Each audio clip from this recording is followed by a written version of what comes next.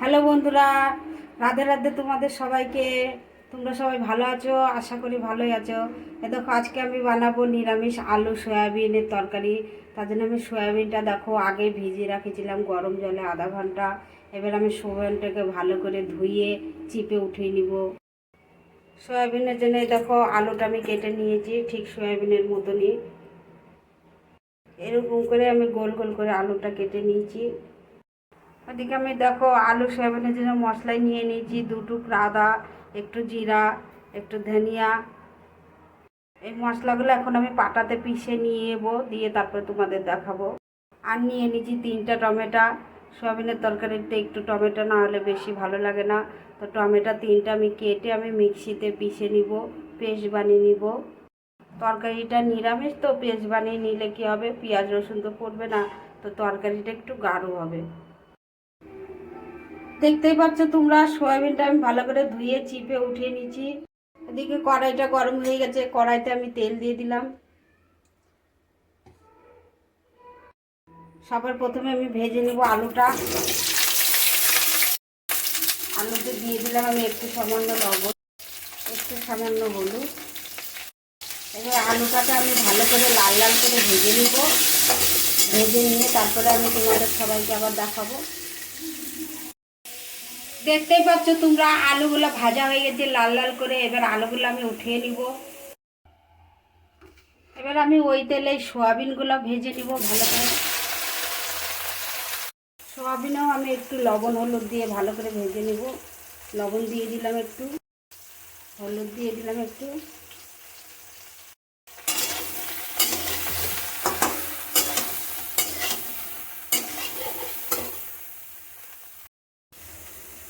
দেখতেই পাচ্ছ তোমরা সয়াবিনও ভাজা হয়ে গেছে। সয়াবিনটা আমি এবার উঠিয়ে নিব। ওই কড়াইতে আমি দিয়ে দিব একটু তেল। এবার আমি ফোড়নে দিয়ে দিব একটু জিরা, শুকনো লঙ্কা, তেজপাতা।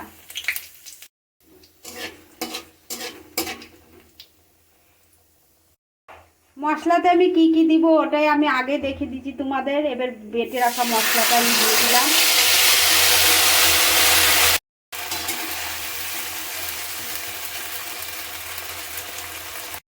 এবার দিয়ে দিব টমেটোর পেস্ট,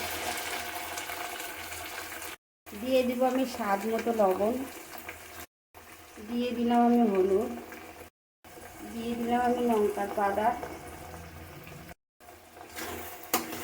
এবার মশলাটাকে আমি ভালো করে কষে নিব। কষে নিয়ে তারপরে আমি তোমাদেরকে দেখাবো।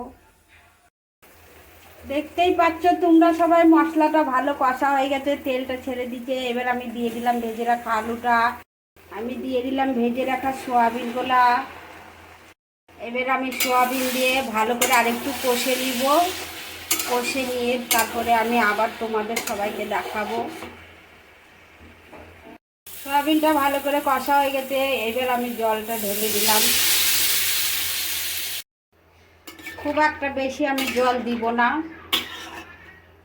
এবার 5 থেকে 10 মিনিট তরকারিটাকে আমি ফুটিয়ে নিব, দিয়ে তারপরে আমি আবার তোমাদের সবাইকে দেখাবো। দেখতেই পাচ্ছ তোমরা তরকারিটা হয়ে গেছে। এবার আমি গ্যাসটা বন্ধ করে দিব। আলু সয়াবিনের তরকারির কালারটা কি দারুণ হয়েছে। এইভাবেই তোমরাও নিরামিষ আলু সয়াবিনের তরকারি বানিয়ে খেয়ে দেখবা, ভাত দিয়ে খেতে দারুণ লাগে। আমার রেসিপিটা কেমন হয়েছে তোমরা সবাই আমাকে কমেন্ট করে বলবা। সাথে ফলো, লাইক, শেয়ার করা ভুলবা না। আমি আবার আসবো নতুন একটা অন্য রেসিপি নিয়ে।